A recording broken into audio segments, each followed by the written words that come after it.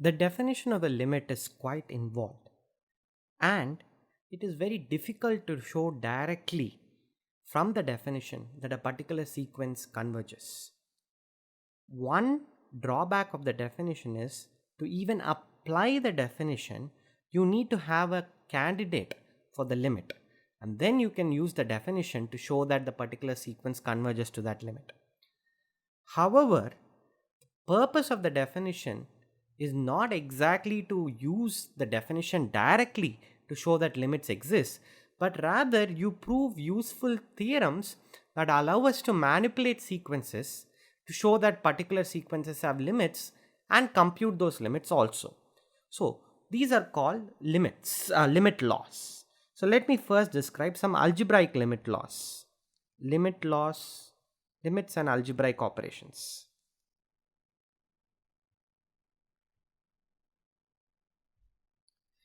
So the hypothesis is as follows. Let an and bn be sequences converging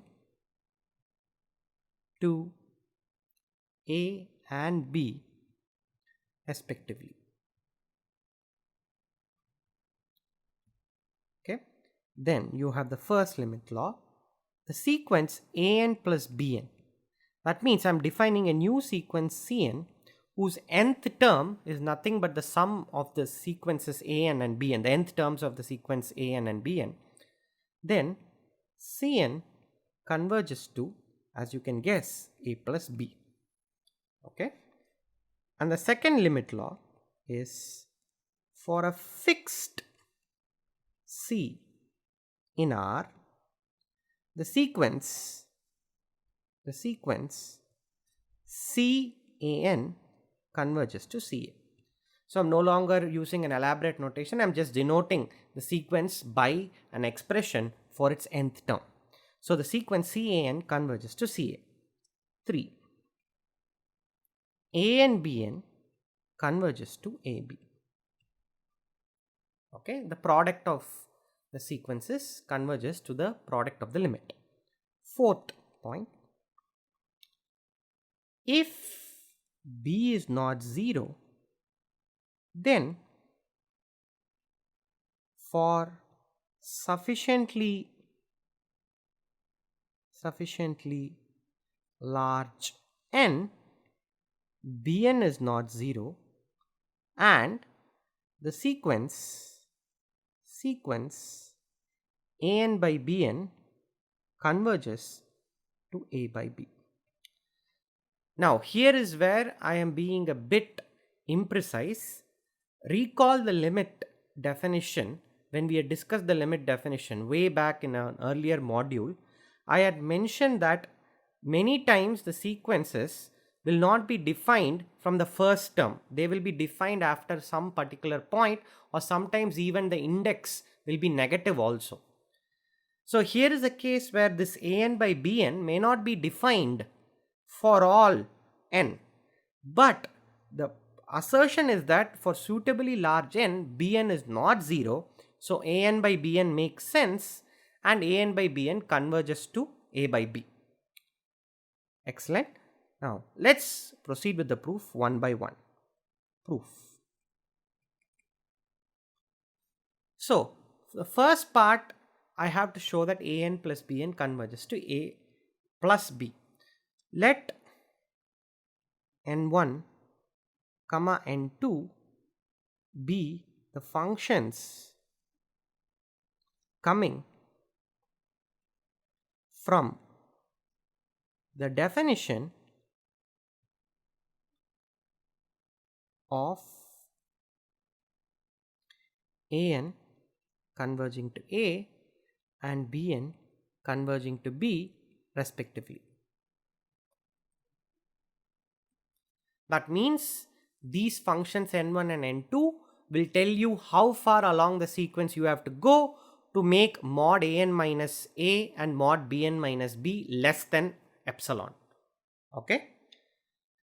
Now observe, for the first part, observe that mod An plus Bn minus A minus B is less than mod An minus A plus mod Bn minus B. This is just an application of the triangle inequality, and as I remarked earlier, applications of basic inequalities will be done without specific mention as to which inequality I am using. Especially the triangle inequality and the reverse triangle inequality, I will not hesitate to use it at all. I will use it left and right without even mentioning what I am doing. Okay, so you have mod an plus bn minus a minus b is less than or equal to mod an minus a plus mod bn minus b. But if n is greater than max of n1 epsilon comma n2 epsilon, then each one of these terms will be less than epsilon, right? Because if n is greater than max of n1 epsilon, then it's certainly going to be greater than n1 of epsilon. Therefore, mod an minus a will be less than epsilon. Similarly, for the term mod bn minus b. So, if n is greater than max n1 epsilon comma n2 epsilon, then mod an plus bn minus a minus b will be less than 2 epsilon. Okay. So choosing the function n to be max of n epsilon comma n2 epsilon, we have shown an plus bn converges to a plus b. Note, I am implicitly also using this k epsilon principle that we talked about in an earlier module. Fine. So this proof was rather easy. We are just going to choose the capital N function to be max of n1 and n2. Now part 2 I am not even going to prove, because part 2 is a special case of part 3. So let me just directly jump to part 3. Okay. Now what do we have to show? We have to show that mod an bn minus ab can be made less than epsilon. Okay. Well, this is a standard trick we are going to do. The terms that we have control over are terms of the type mod an minus a and mod bn minus b. Unfortunately, they are missing. But we have become experts at this from high school training. In fact, our muscles for this particular thing has been greatly developed. By repeated use, what we do is add and subtract an appropriate term. So this is same as a and bn minus a and b plus a and b minus ab. Okay, I have just added and subtracted the term a and b from this, which is less than or equal to mod an into mod bn minus b plus mod b into mod an minus a.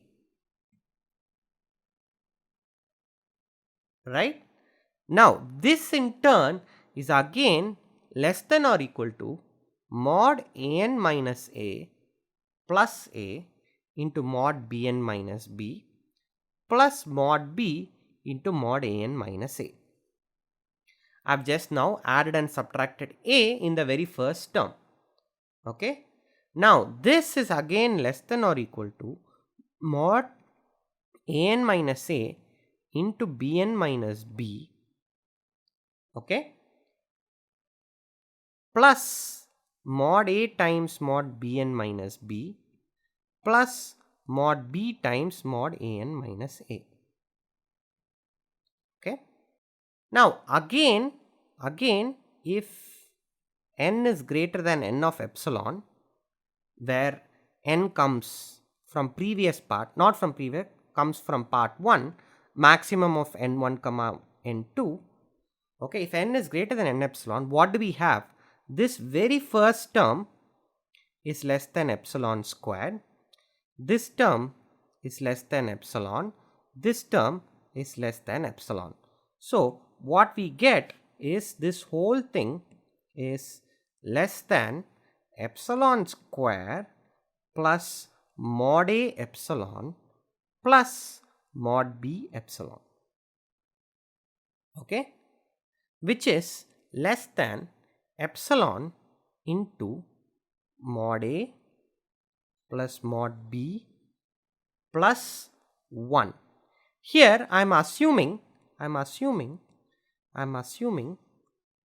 epsilon is strictly less than 1, which I can just choose. If I can show that the quantity that I'm interested in, mod an bn minus ab, is less than epsilon whenever epsilon is less than 1 for n sufficiently large, then by the discussions that we have had in quite detail earlier, I would get a global function n defined from R plus to the natural numbers that does the job in the definition of convergence. So I have got finally that mod an bn minus ab is less than epsilon into mod a plus mod b plus 1. So again, by k epsilon principle, we have shown that the function capital N works in the definition of convergence.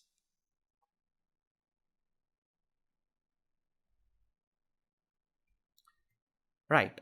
So this concludes the proof of third part, and second part just follows immediately from the proof of this part, because the sequence an is just the constant sequence C. Now for the final part, we have to first show that, or just bn is not 0 if n is sufficiently large. Now choose epsilon to be defined to be mod b by 2. Okay, then we know that mod bn minus b is less than mod b by 2 for suitably large n, right? Okay, then which means mod b minus bn is greater than mod b by 2, is less than mod b by 2. Mod b minus mod bn is less than mod b by 2. Figure out which inequality from lectures earlier I am using. Now this shows that mod bn is greater than mod b by 2 for sufficiently large n.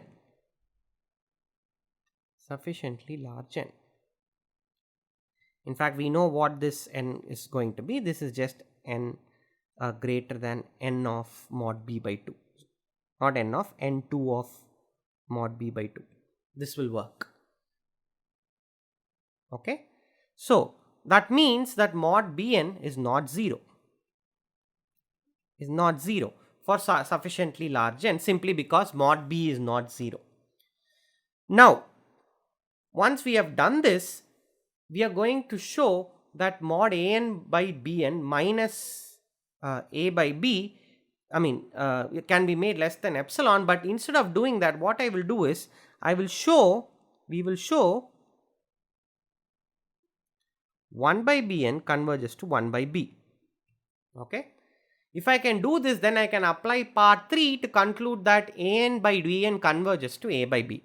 So how will I show that 1 by bn converges to 1 by b? Well, it's just brute force. I look at 1 by bn minus 1 by b, and this is, as we know, it's just mod b minus bn by mod b bn. Okay. Now again, if small n is greater than n of epsilon, now epsilon is no longer what we define, mod b by 2 or whatever. Epsilon is now any quantity, really doesn't matter, in R plus. Then what we get is mod b minus bn will be less than epsilon. So whereas the denominator mod bnb, just one moment, let me make one slight change. What I will do is, I will not consider the function capital N that we had done before. What we will do is, we will be slightly more clever.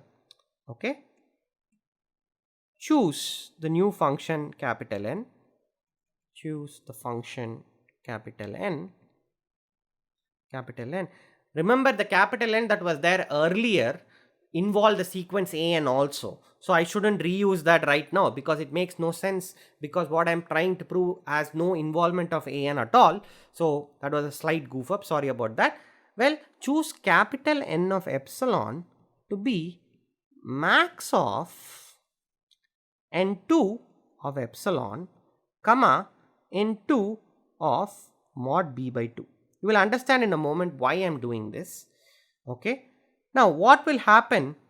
What will happen to the numerator if n is greater than epsilon? If n is greater than n of epsilon, then the numerator mod b minus bn, this is certainly going to be less than epsilon, right? Okay. Whereas the denominator is going to be mod b and is certainly going to be greater than mod b by 2, right? Not mod, sorry about that. 1 by mod bn, 1 by mod bn will be less than 2 by mod b. Why is this the case? Well, because by our choice of capital N of epsilon being max of n2 epsilon comma n2 of mod b by 2, we have already seen that mod bn will have to be greater than mod b by 2, right? If mod bn is greater than b by 2, 1 by mod bn has to be less than 2 by mod b, which means this whole quantity will be less than 2 epsilon by mod b square.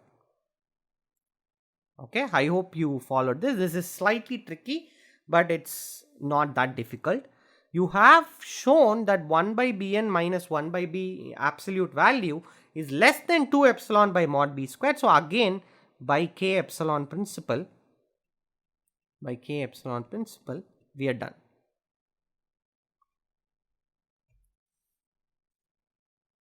Okay.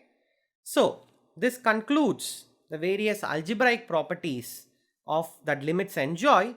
Always use these algebraic properties to conclude that limits exist. We will see several examples soon enough. Don't try to use the definition except as a last resort. Okay, now let me end with some more basic properties of limits. This have got to do with limits and order. Limits and order.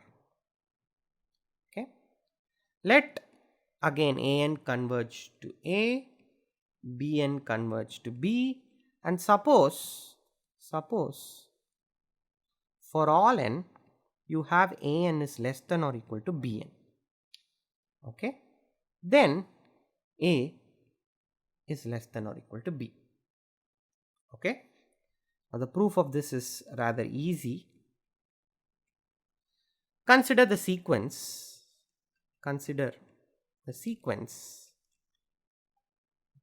Cn defined to be Bn minus An.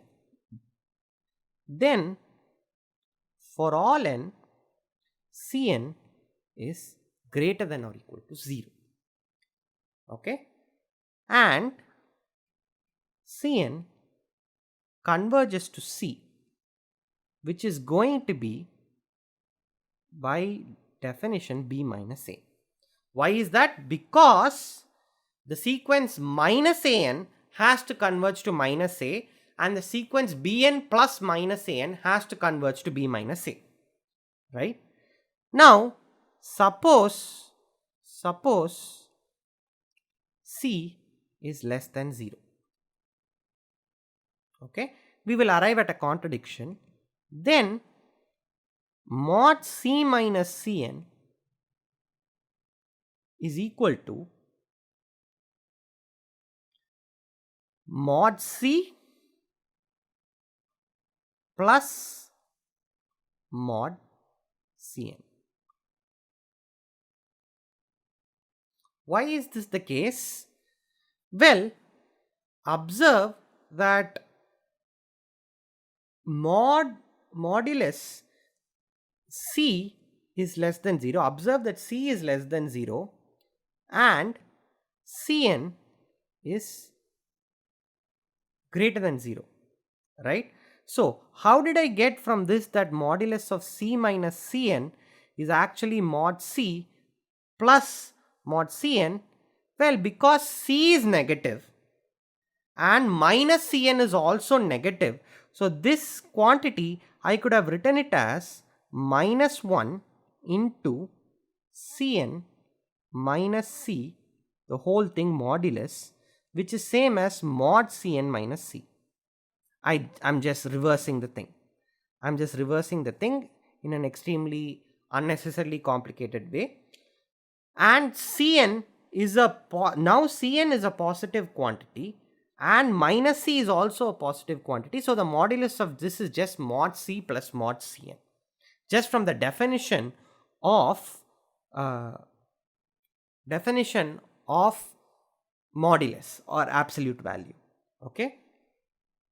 That means if I choose epsilon to be mod C, then mod Cn minus C is always greater than epsilon, right? Because mod Cn is or rather it will be greater than or equal to. Mod Cn minus C will always be greater than or equal to epsilon. This means Cn converging to C is impossible. So this contradiction finishes the proof.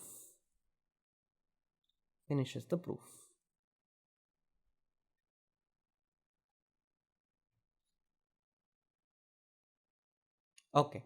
So one last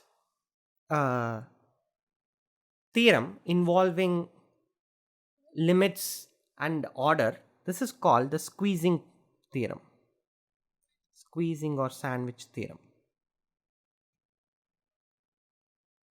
I don't know the exact spelling of sandwich, so I apologize in advance. Let An, Bn, Cn be sequences such that An and Bn both converge to the same quantity A. Suppose Cn is squeezed in between An. An is less than or equal to Cn is less than or equal to Bn for all n and n. Then as you can guess, Cn also converges to A. Okay. Again, the proof of this is fairly straightforward. Observe that An minus A is less than or equal to Cn minus A is less than or equal to Bn minus A. Okay. All I have done is I have taken the inequality An less than or equal to Cn less than or equal to Bn and subtracted A from all the sides. Okay. Now fix epsilon greater than 0 for sufficiently large n,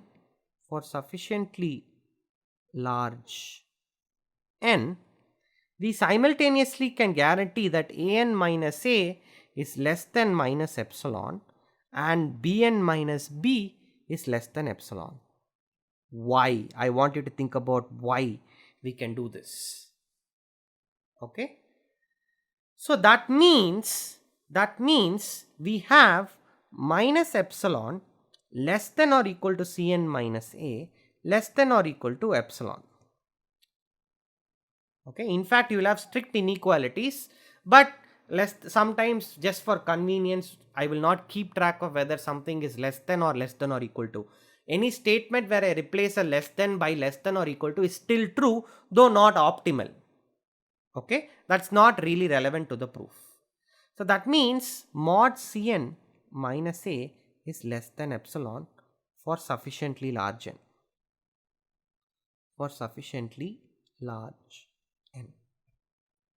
Okay, this shows that Cn converges to A as required. So this concludes this proof. This is a course on real analysis, and you have just watched the module entitled Limit Laws.